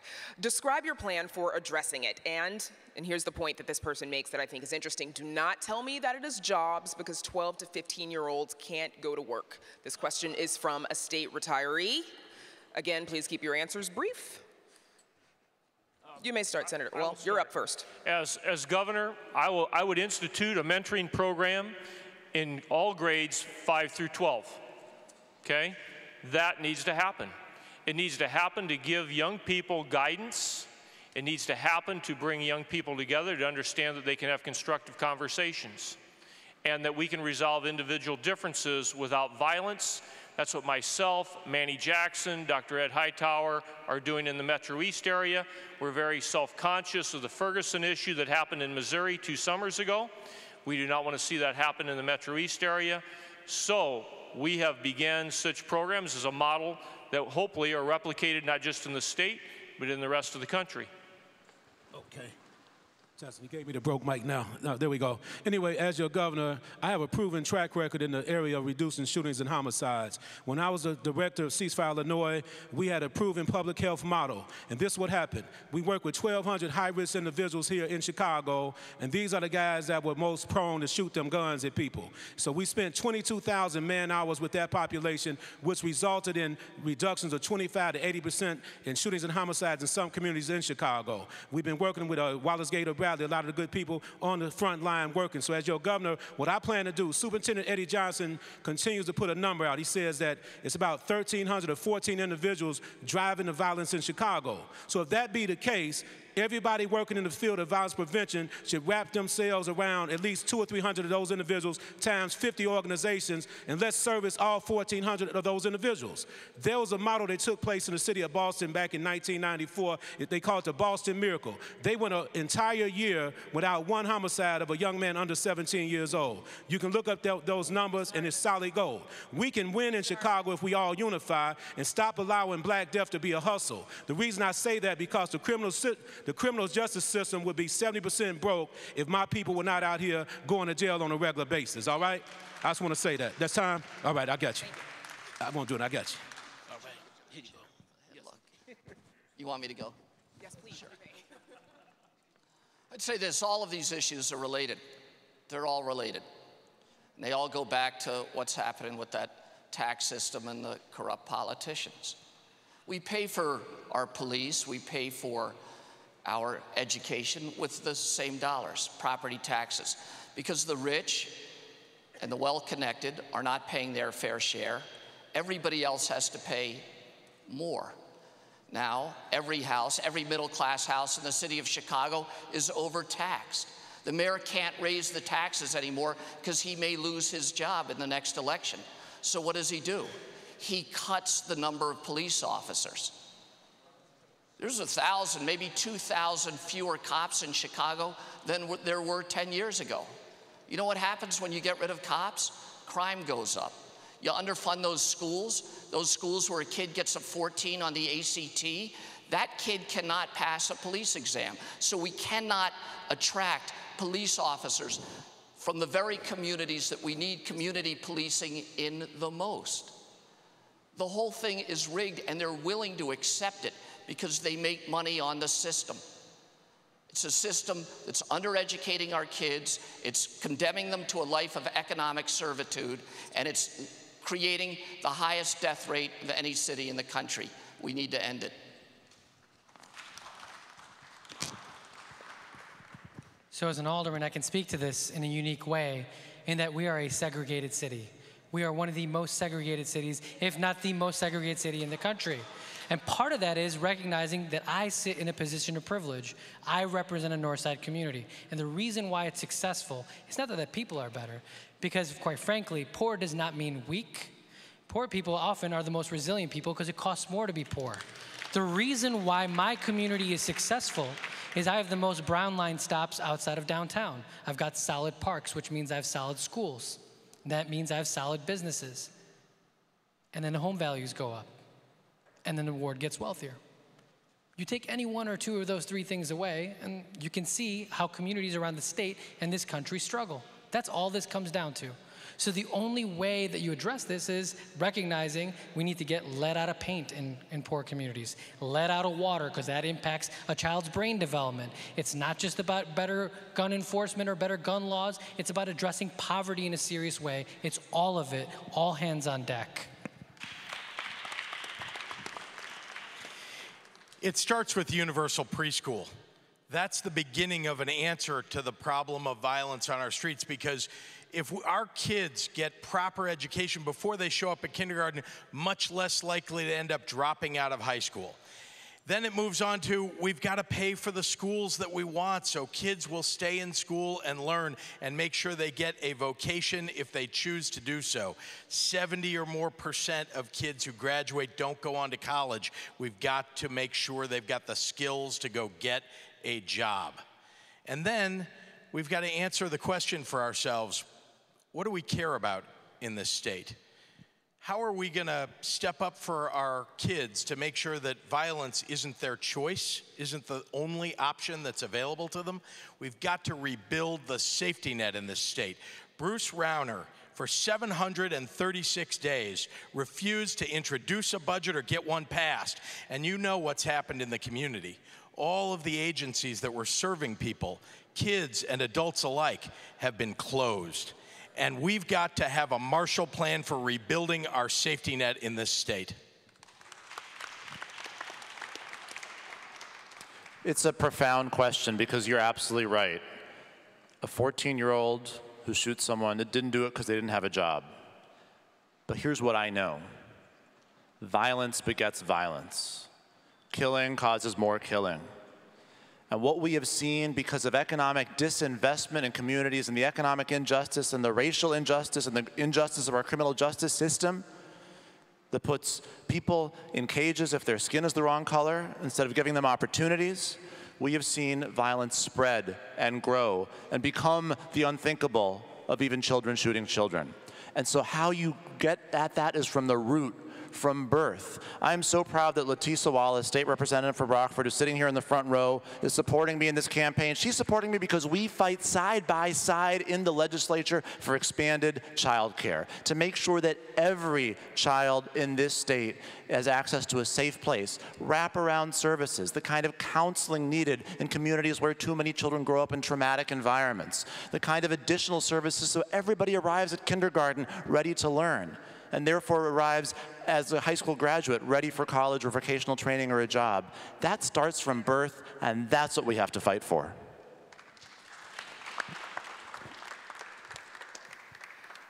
I have like a million more questions. How much time do you guys have? It was a joke, you guys. I'm going to give our candidates an opportunity to make brief closing remarks, and then we'll say thank you, and Reverend Jackson will have a few more words for you. We didn't do the coin toss, but since we started with Mr. Diber this time, do we want to start with Mr. Hardiman for closing statements? Yeah, I'm T.O. Hardiman once again, and I'm running for governor in the most sincerest way. I have a 2020 plan, like I said previously, that represents everybody in the state of Illinois, black, white, Hispanic, Asian, African, and I know we can win if we all just come together. I know about 400,000 plus people in the state of Illinois. If everybody would just go out and vote for me, we can make this victory and make history at the same time. I'm the only candidate standing up here that understands the issues. How many people understand that term, living just enough for the city? I've lived just enough for the city many, many times, born and raised in the heart of the ghetto, from the ghetto all the way up to the top. I've been in sessions with Prime Minister David Cameron. I met with Queen Northam Jordan during my career, state reps and legislators all across the United States. I've overseen a lot of programs out here, and I'm the man with the plan to get the job done for everybody and bring the entire neighborhood to the state of Illinois. I just want you all to take a serious look at me. T.O. Hardiman for governor, the candidate for the poor and working class people of Illinois. And I just want to thank you all because I don't want to take up all the time, but remember, my slogan is, let's straighten it out. I want to straighten the state out. Anybody but Bruce Rauner. Anybody but Bruce Rauner.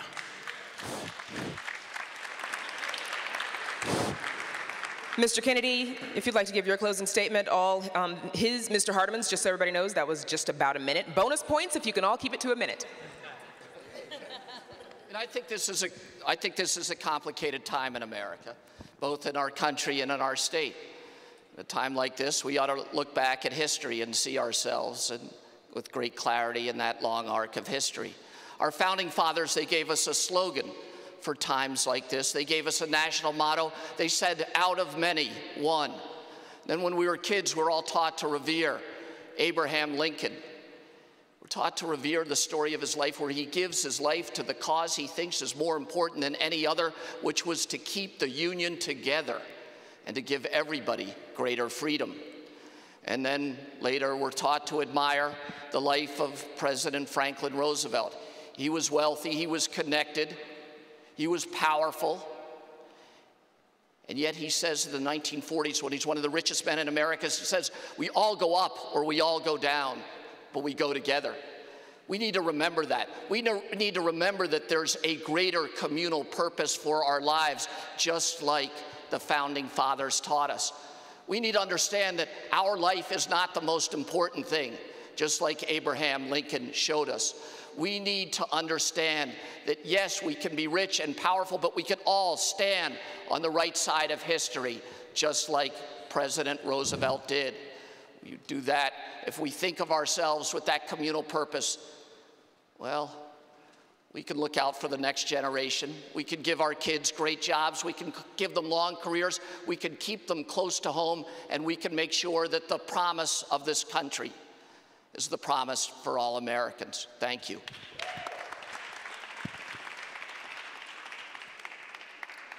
Why don't we go that way? So Mr. Pawar and then, sorry, Alderman Pawar and then Mr. Pritzker, and then we'll come back to Senator Viss. So thank you again for having me here today. We need to cut and forge a 21st century New Deal.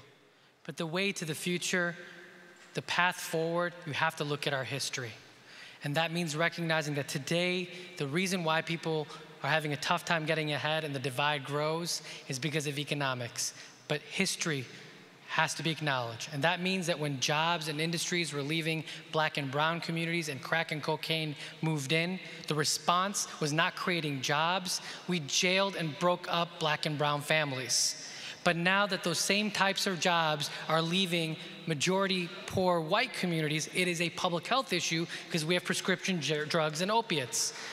Through that injustice, it doesn't mean you ignore racism and our racist history. It's through that injustice we recognize we all have a lot of things in common. Everyone wants a good job. Everyone wants a shot at the middle class, a solid school, child care, and stop jailing people for poverty. We can do this if we come together, but it means recognizing we have to move beyond Democrat and Republican and seeing that we have a lot more in common than we do apart, and stop letting Bruce Rauner play the game of divide and rule. It's time to come together.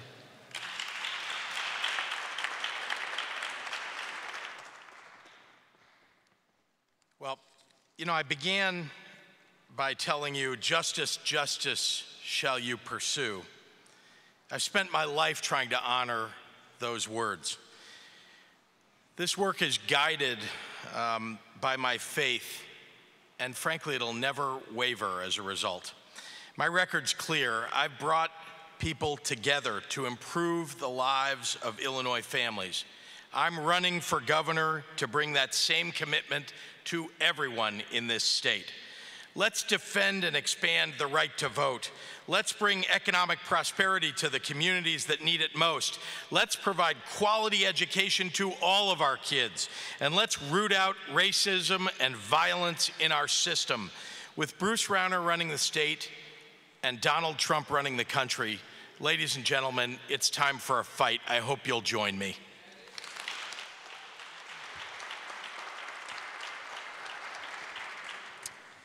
It was such an honor to be with you tonight, to be here in this temple of the civil rights movement, a place where people have come together for so long to fight for justice.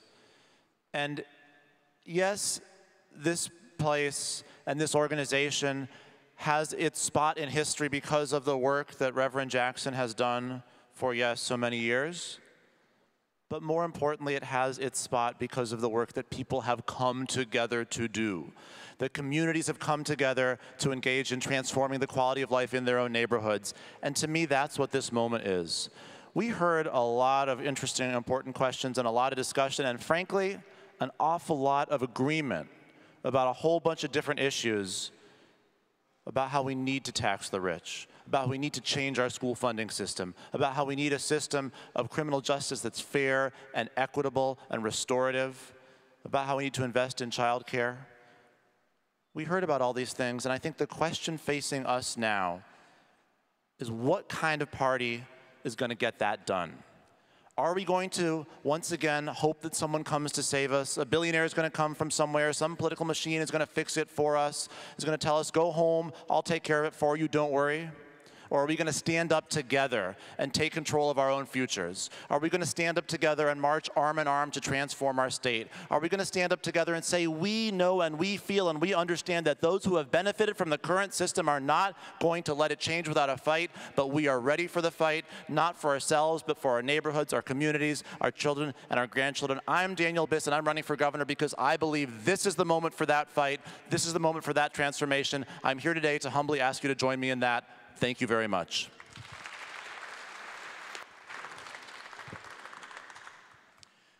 First of all and foremost, thank you for being so cordial to a guy from out of town. I really appreciate that. You know, I've had one goal in mind the 22 years I've served in public office and the 38 years that I've served public education, and that was to help people. And I feel the greatest thing that the people of the state of Illinois could do in 2018 is to elect an everyday guy that's lived an everyday life, that's served in local government, and that's dealt with the problems on the street, that understands what it means for a family when the utility company shuts their power off, that understands what it means to a kid when he goes home and turns the faucet on and the water doesn't run. It means he can't take a bath to go to school tomorrow. He can't do his homework because he has no electricity. You're looking at a guy that tries to make sure that doesn't happen, and I understand that. That's a unique perspective of life of people who live in poverty. I understand what it means when someone needs an extra $50 for groceries and they ask me for general assistance. I understand that, okay? And for anyone that hasn't walked that life, they don't understand all of Illinois. I've walked that life, I've lived the city life, I've lived the rural life. I've been a poor farm boy, and most people look at me as being a professional educator today because I hold a doctor's degree. I understand the continuum of life spectrum, and I've been fortunate. I've lived the American dream. I've lived it. Who would have ever thought a poor kid from Marine would have ever ran for governor? People there still don't believe I'm doing it. Okay? They ask if it's for surreal. It's real. Okay?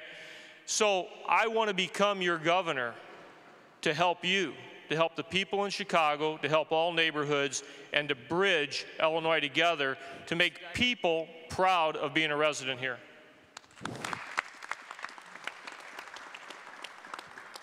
I want to thank all of you for being a great audience and for your patience and for being engaged with us this evening. Would you help me in thanking these candidates for joining us and spending their time and sharing their thoughts? And I'm going to ask Reverend Jackson to join us now.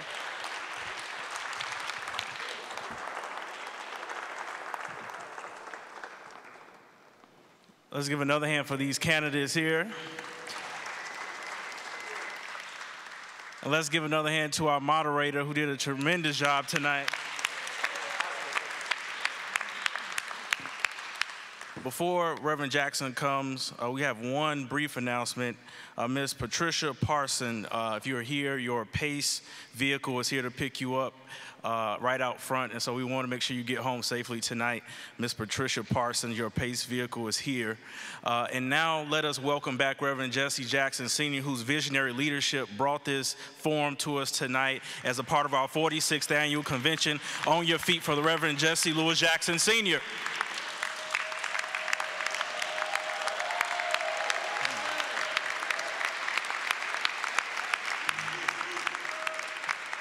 Thank you very much.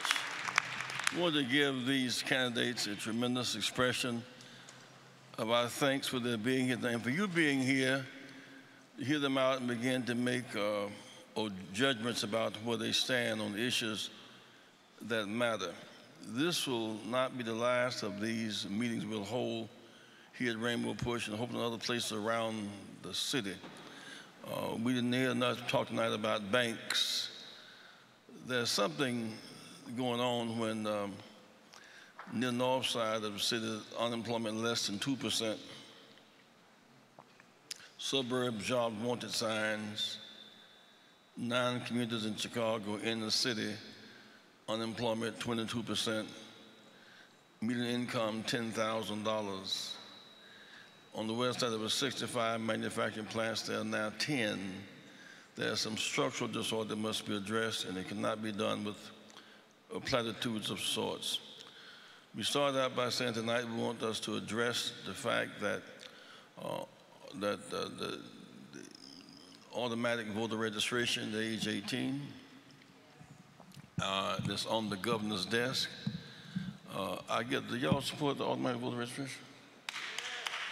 Do y'all support automatic voter? Raise your hand if you support automatic voter registration. If you support automatic voter registration, raise your hand. We'll give them a hand then. Right. That's a step in the right direction. Tomorrow morning, we'll have a leadership meeting with elected officials here tomorrow morning at 8 o'clock a.m. And from leaders from around the country. We're setting, Sister Shrugs, a model for the country, just as we've had this forum in this community tonight. Whether you're from North Carolina, you're here, or you're from Texas, you're here from Pennsylvania, you should be hosting these. Elected officials in Illinois stand. From Illinois stand. From Illinois, local, state.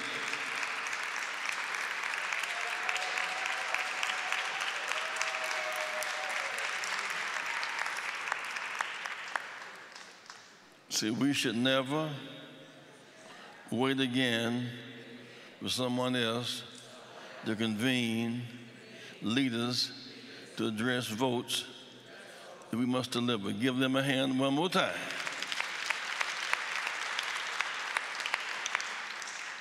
Now, tomorrow morning at the breakfast, Bernie Sanders will address us at 9:30 tomorrow because we're playing. Bernie Sanders will speak to us first tomorrow.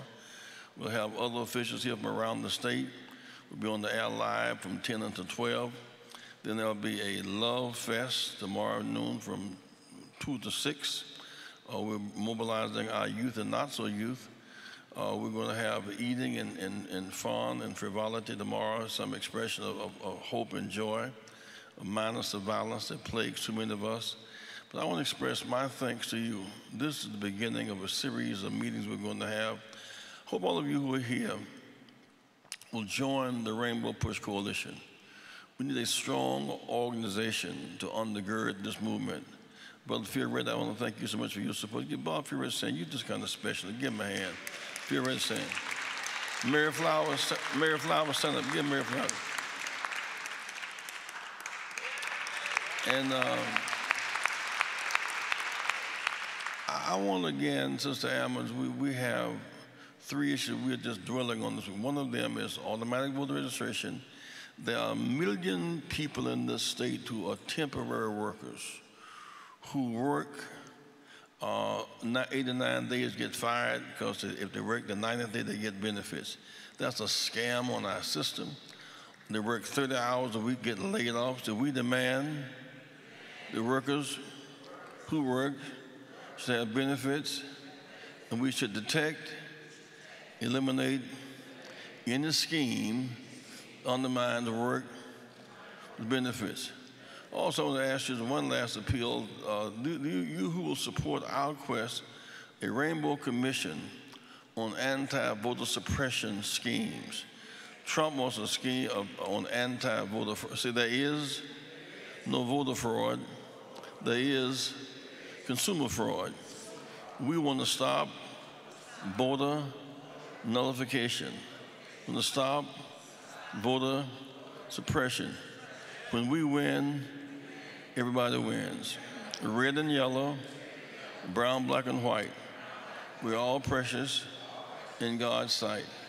A healed society must move from racial battleground to economic common ground and moral higher ground. Everybody stand everybody stand.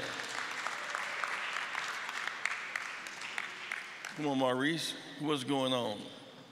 Jeanette, want to say something?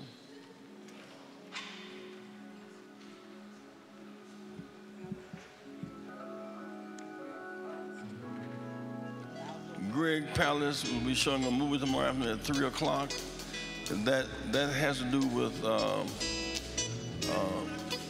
the best democracy money can buy, but it has to do with the scheme of voter suppression and cross-check.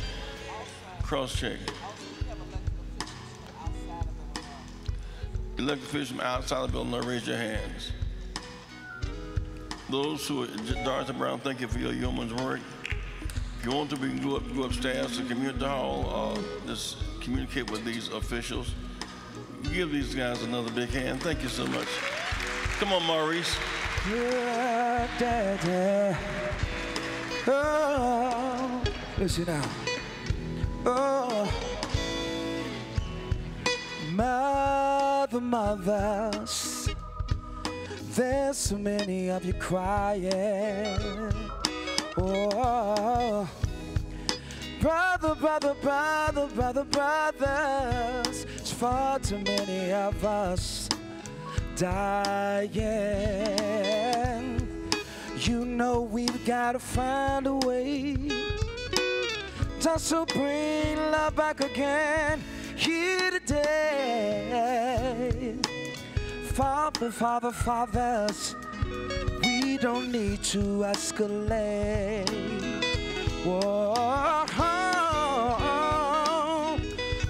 is not the answer, 'cause only love can conquer hate. You know we've got to find a way to bring back love again here today. Picket lines, picket signs, don't punish me with brutality, no, talk to me. You can see what's going on. Oh, what's going on? Gotta know what's going on.